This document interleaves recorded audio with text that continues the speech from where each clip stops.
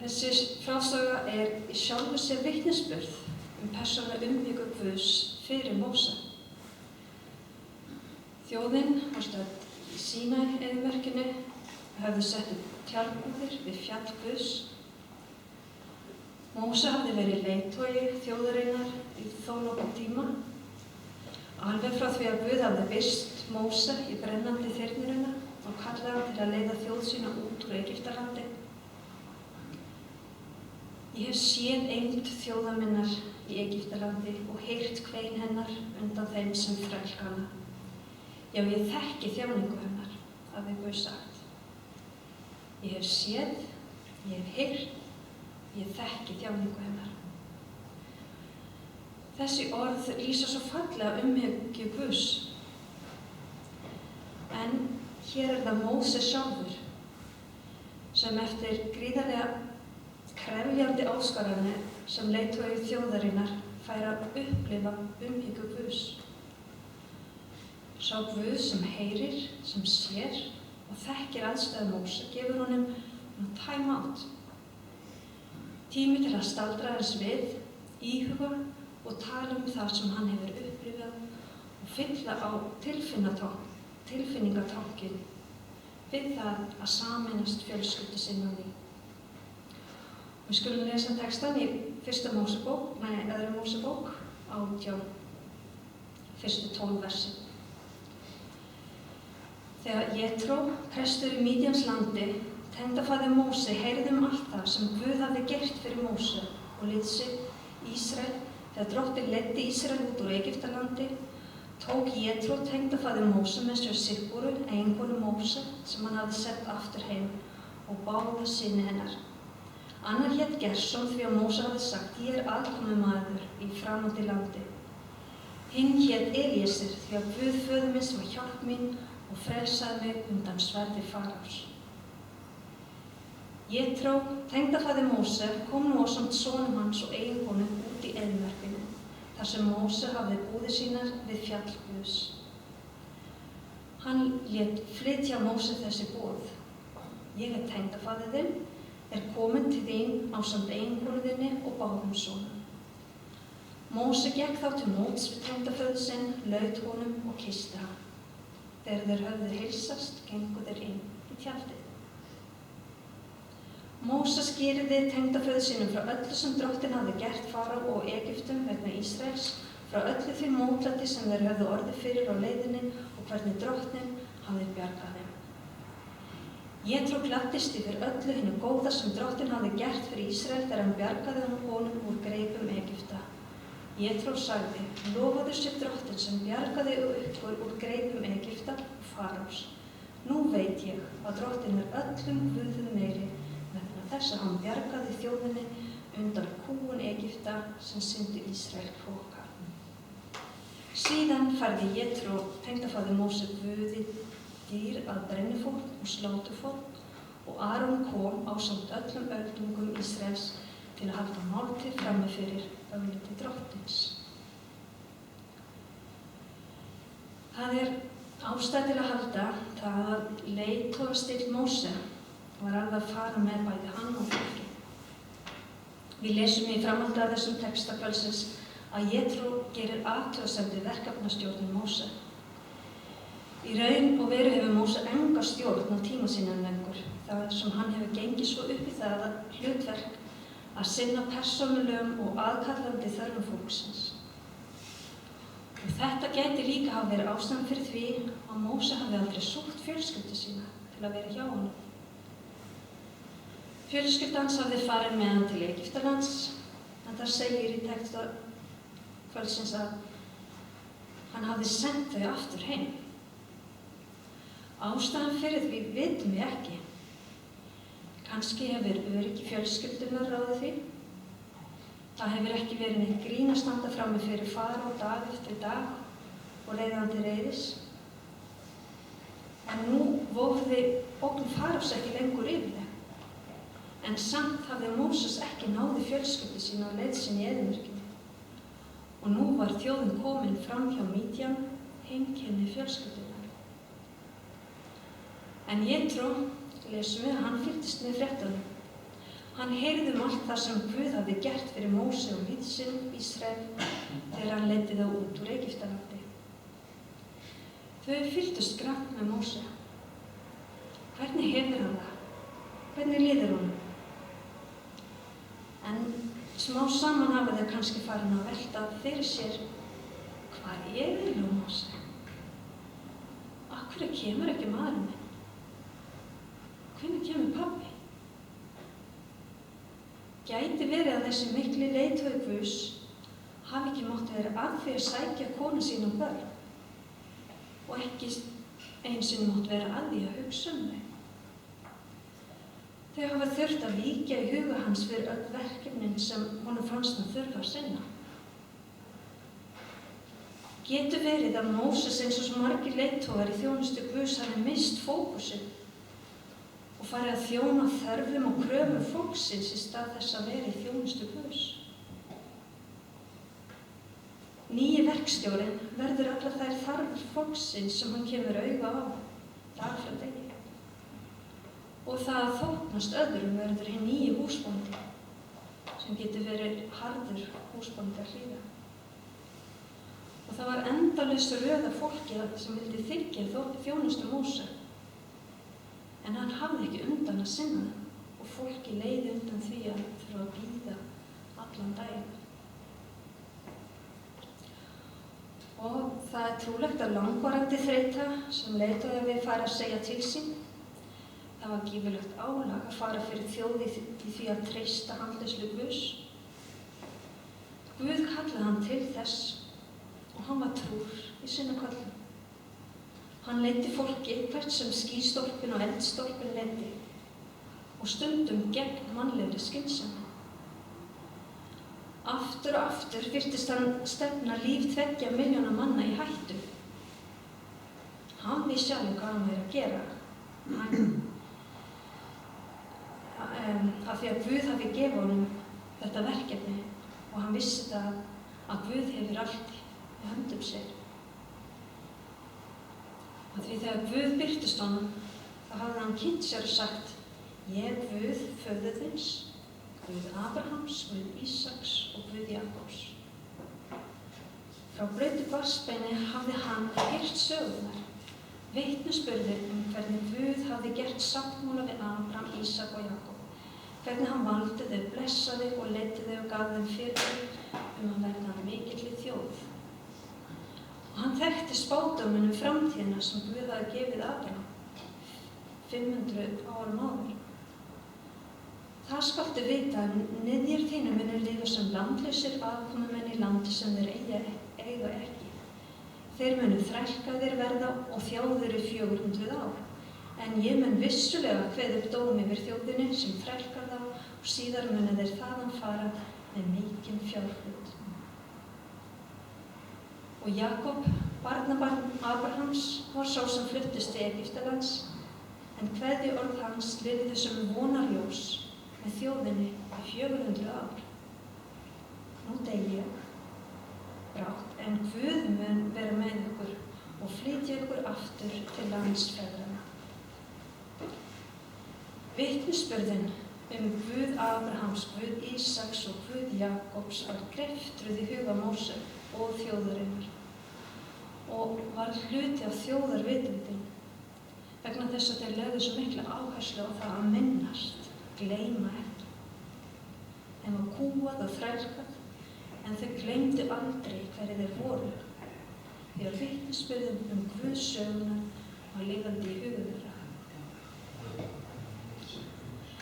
En samt var trúðar ekki orðin að grundvöld sem þeir gátu treyst líf sitt fyrir. Hvað eftir annað hafði Guð sýnt þeim mátt sinn fyrir stað Móse og daglega hafði þeir séð ský og eldstólpa fyrir augum sér en þeir gerðu það af venju sinni að byrja að mögla þegar þeir hætta steðja að. Og þjóðin fylgdi ekki leiðtoga sínum í því að treysta og taka vitnisburðinn Guðs sögunar gilda. Það var það sem olli svona gífurlegt álag á Móse, að fara fyrir sem leiðtogi í lífshættulegum aðstæðum. Og Og samkvæmt mannlegum útreikningum án inngripa Guðs stefndi allt í gereyðingu við strendur Rauðahafsins. Vatnsleysi í eyðimörkinni, næringarskort og stríð voru raunveruleg ógn sem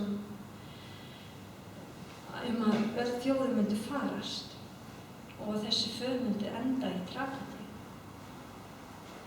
Móses hafði ekki gert neina aðrar ráðstafanir, aðrar en það að treysta og hlýða Guði skref fyrir skref. En það hefur tekið á að leiða mögnandi þjóð þegar hver dag virtist vera barátta líf og dauða. En það kom að því að Móses fékk alveg nóg þegar hann segir við Guð: hvers vegna leikur þú þjón þín svo grátt? Hvers vegna finn ég ekki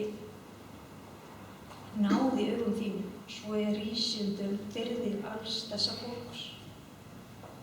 Er ég sá sem var þungaður af öllu þessu fólki? Var ég það í heiminn?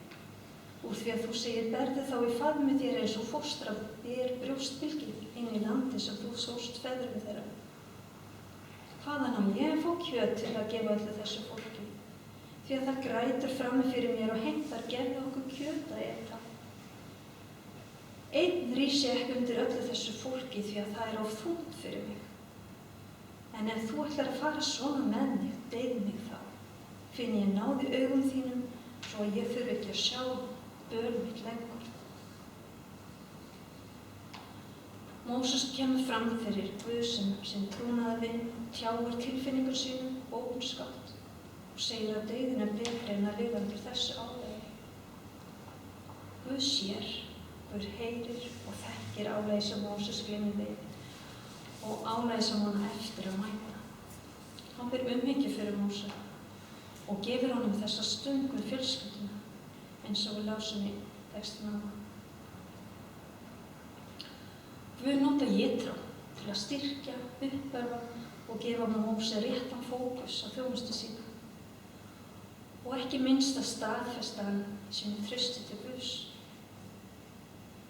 Jétró lagði af stað með fjölskyldu Móse til að hitta Móse og þegar hann fékk skilaboðin að Jétró væri á leiðinni ásamt eiginkonu hans og báðum sonum, leggur hann frá sér allt sem hann er að gera og gengur af stað til móts við þau. Móses og Jétró kyssast eins og siðurinn var fyrir nánum ættingjum og vinum að heilsast. Og líklega hafa þeir verið góðir vinir eftir að hafa lifað og starfað saman í fjöldamörg ár í eyðimörkinni. Og Móse beygir sig fyrir Jétró eins og sæmur slíkum leiðtoga, prestur á Mídjan. En lítið er sagt samfundi Móse við konu og börn. Það er bara sagt þegar þeir hefðu heilsast gengu þeir inn í tjaldið. Og líklega hefur það verið tjald Jétró. Mér finnst þetta svo falleg mynd. Fjölskylda Móse leiðir hann inn í tjaldið, inn í svalann og lokar sér af frá umheiminum. Hér er Móse kominn heim og allar áhyggjur og ákallandi verkefni eru skilin eftir fyrir utan. Í Noregi er hugtak sem notaður það að sitta på hugistabben sem lýsir þetta atferli og þörf mannsins fyrir að taka sér pásu frá erfiðisvinnu, leggja frá sér öxina, setjast og tala út hlutina. Hugistabbin er svona timburstubur sem er notaður til að höggva við á. Og það er í þessu trausta umhverfi að fá að úthella hjarta sitt. Og það var þetta sem Móse fékk að upplifa. Og áheyrendur hans hlusta á athygli. Fyrir Móse er þetta stund lækninga, þar sem hann tjáir sig allt mótlæti, ótta hans, glímu, líðan sína í öllum þessum erfiðum kringumstæðum. Og hann er umkringdur fjölskyldu sína og hann treystir þeim fyrir tilfinningur sína. Þau sem elska hann, þekkja hann, sem virkilega hlusta og skilja. Og þau þekkja líka vel aðstæður og hættur sem leynast í eyðimörkinni, því að þar eiga þau heima. og þau geta samsama sig við Móse þegar hann segir frá mótlæti og göngunni. Og það gott og það læknandi að fá úthella hjarta sig. En við sjáum í textanum að athygli Móse fyrst og fremst á það sem Guð gerði. Og það það fyrst og fremst sterkur vitnisburður verk Guðs.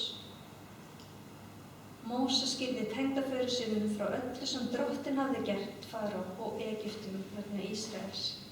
Frá öllu því mótlæti sem þeir höfðu orðið fyrir á leiðinni hvernig Drottinn hafði bjargað þeim. Með eigin augum hafði hann séð kraftaverkin gerast. Guð gaf honum fyrirmæli að beita staf sinn og allt gekk eftir eins og Guð skipaði þegar Móse hlyti.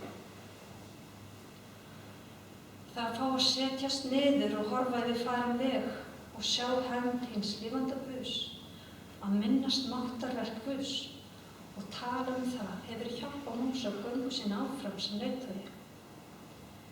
Það hefur hjálpað honum að skerpa fókusinn á hvern hann að þjóna. Og þegar allir aðrir féllu og dönsuðu gullkálfinn, var það hann sem valdi að þjóna Guði inn og standa gegn vilja þjóðarinnar. Hann var fyrst og fremst þjónn Guðs og starfaði ekki til að þóknast öðrum. Og með því að rifja upp velgjörð Guðs og máttarverk Guðs, þá sannfærðist hann að hann hafði alla ástæðu til að treysta honum áfram.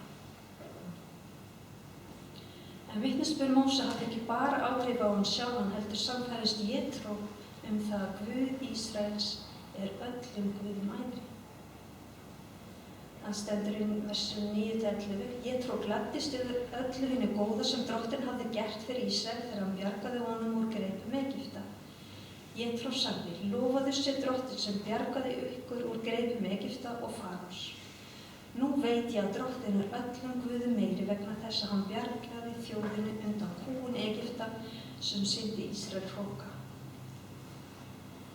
Jétró hafði fylgst með í fréttunum allt það sem Guð hafði gert fyrir Móse og lið sinn.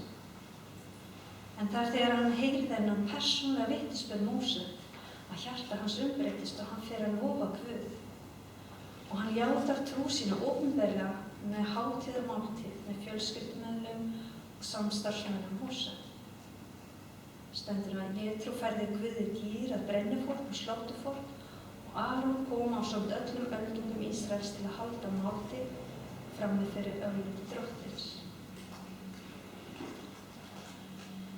Það að setjast niður og rifja upp smá og stór sem gerist í göngunum með Guði og sjá hvernig Guð umhyggju og hvernig hann leiðir allt til góðs.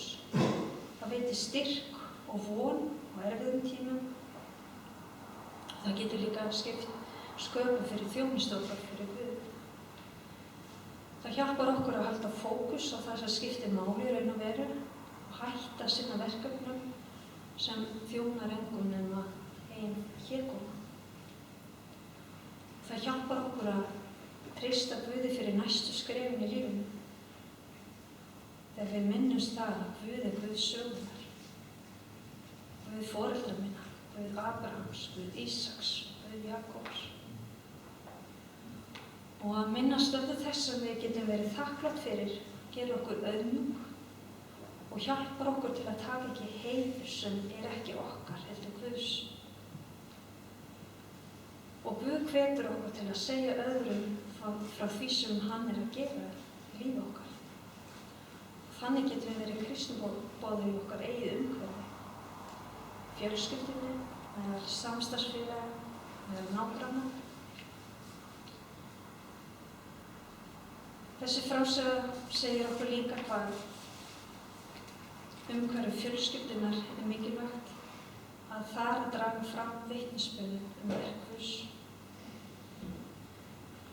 Þegar Móse sagði frá sínu persónulega reynslu með Guði, þá breytti það hjarta tengdaföðursins. Og mjög trúlega þó það ekki sagt barnanna að þau fengu að mæta þessu sama Guð sem að Móses fekk að Svo sjáum við líka hérna texta umhyggju tengdaföðursins, Móse. Það ætti líka að vera fyrirmynd fyrir okkur. Halli talar oft það hvernig eldri menn í KFM voru vinir þeirra yngri, fylgdi þeim alltaf vikulega trúargöngunni. Og það er þessi uppörfun sem að ég trú fyrir Móse, sem við ættum huga að og hvernig sinnum við næstu kynslóð. Hvernig berum við umhyggju fyrir að styrkja og uppörfa næsta kynslóð. Og svo líka að draga fram velgjörðan Guðs, það sem Guð að gera þegar við erum stödd í móðir. Ég upplifa núna þegar ég verið að hugsa þennan texta núna síðustu dag að ég verið að aðstoða konu sem í mjög erfiðum málum og svona heimur hennar algjörlega að hrynja. Og þá hef ég verið að hugsa þennan texta, hann hefur svona malla hérna bakvið meðan ég hef verið með henni. Og hvernig hún hefur verið að draga fram og segja frá smáatriði sem að gleður. Þannig að hún hefur getað brosað í gegnum tárin. Það er líka það sem að við getum gert. Að draga fram, minnast velgjörðan Guðs til að halda fókus. Og meðan við erum stödd í eyðimörk, við erum á leið við Egyptalandi gegnum eyðimörk til fyrirheitna landsins. Að halda í það sem að veitir okkur gleði, það sem að heldur okkur uppi og styrkir okkur á trúargöngu. Skulum biðja. Já, Drottinn Jesús, ég þakka þér fyrir við svo mikið að þakka þér fyrir umhyggju þína fyrir okkur persónulega. Og þú mætir okkur og þú uppörvar okkur á mismunandi hátt gegnum fjölskyldu, vini. Hjálp okkur að sjá þetta þegar þú ert að mæta okkur og þakka þér fyrir. Ég bið að við mættum draga fram þessa sögu hver þú ert. Sagan í okkar eigin lífi, lífi foreldra okkar, lífi Kristniboðsins, hvernig þú hefur mætt okkur, hvernig þú hefur sýnt að þú ert lifandi Guð. Hjálp okkur að hafa þetta skýrt fyrir okkur, að gleyma ekki, draga fram, að minnast. Þannig við verum, treystum þér algjörlega, fyrir við vitum það að þú ert traustins verður. Við þakka þér fyrir að við fáum að taka þátt í þessu mikla Kristniboðsstarfi og við fáum að sjá hvernig orð þitt það breytir huga fólks. Fólk sem að lifir samskipti sem að virðist vera niðurbrjótandi, en þegar þau fá að heyra þig, hvernig það fá að umbreytast. Ég þakka þér fyrir að við fáum að vera með. Við biðjum að við mættum fá að vera trú þessari köllun, að breiða þitt ríki, kærleika þig út til annarra þjóða. Við biðjum að þú leiðir okkur til þeirra sem að þú hefur ákveðið verkefni fyrir okkur. Og Jesús, ég þakka þér fyrir kvöldið, fyrir nærveru þinni. Við fáum að koma saman og lofa þig og tilbiðja þig. Í Jesú nafni. Amen.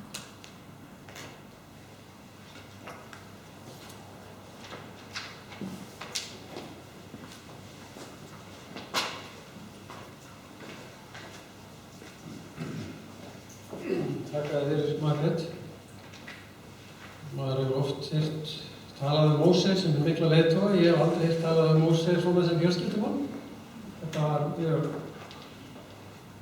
nýtt sjónarhorn fyrir mig. Takk fyrir. Margt annað. Jétró það kom þarna fram, Jétró vitnaði að hann viðurkenndi trú á Guð Ísraels. Það var mikið skref. Það var mitt í þessum samfélagshópi okkar hjón sem eru í seinna hjónabandi og eiga fullt af tengslum og börnum báða vegu. Og þau ákváðu í vetur, erum búin að vera saman í haust að hafa stórt heimboð.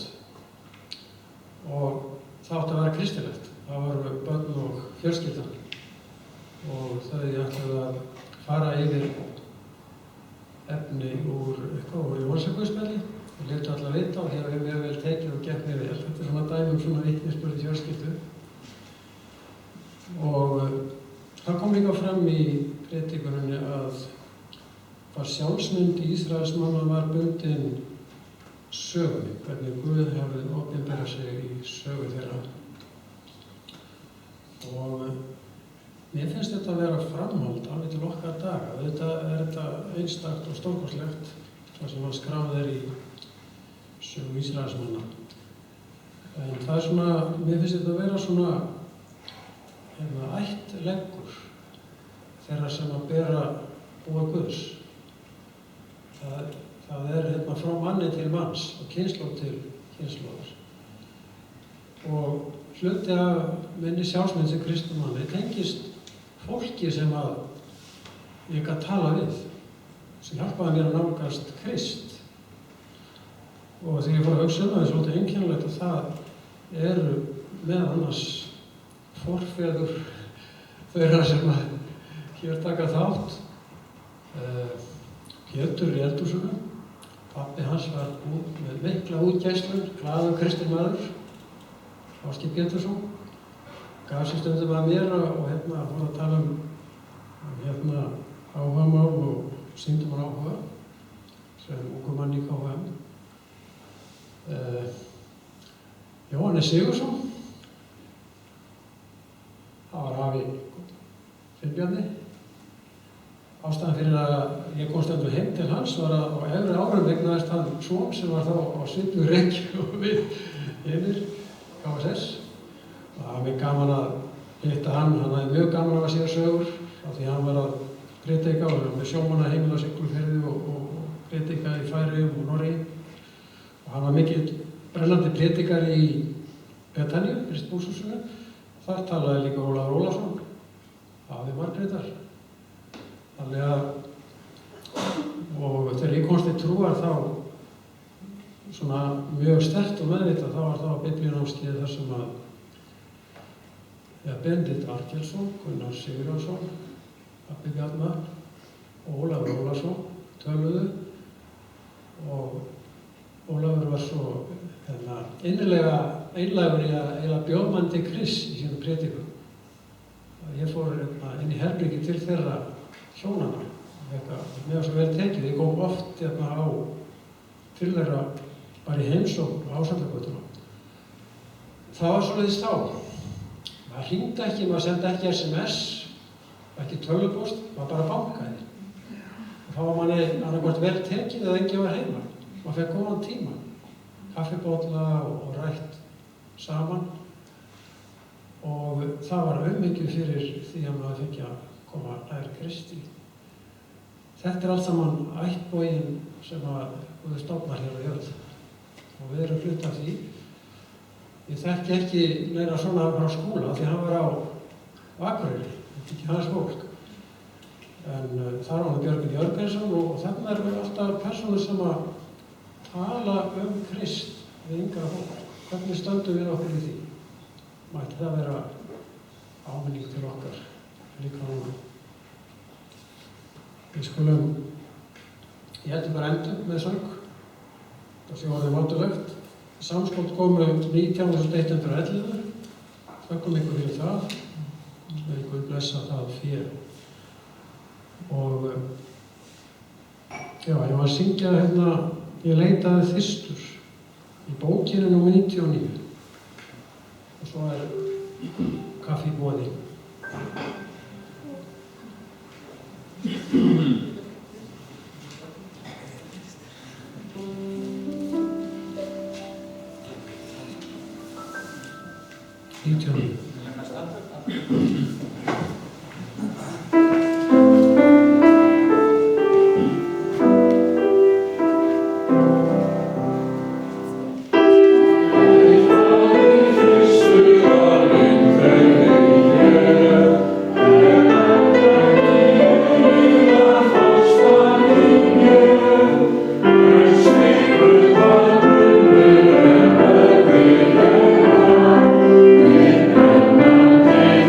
Stop.